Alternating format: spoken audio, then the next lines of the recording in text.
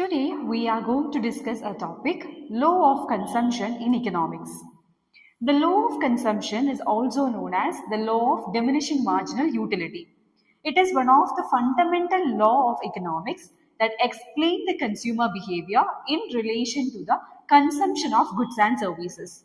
So this law was propounded by the famous economist Alfred Marshall and forms the basis of modern consumer theory. So according to this law, as a consumer consumes more and more units of a particular commodity, the satisfaction derived from each additional unit goes on diminishing provided other factors remain constant. In simple words, the first unit of a commodity gives maximum satisfaction, the second unit gives less satisfaction than the first, and the satisfaction continues to decline with each successive unit.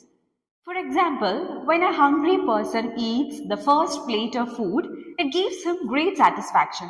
The second plate gives less satisfaction, and by the time he eats the third or fourth plate, the satisfaction may become zero or even negative.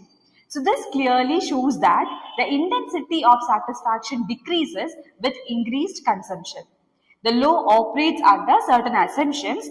It assumes that the units of the commodity consumed are homogeneous, consumption is continuous, and the taste, habits, income of the consumer and price of other goods remain constant.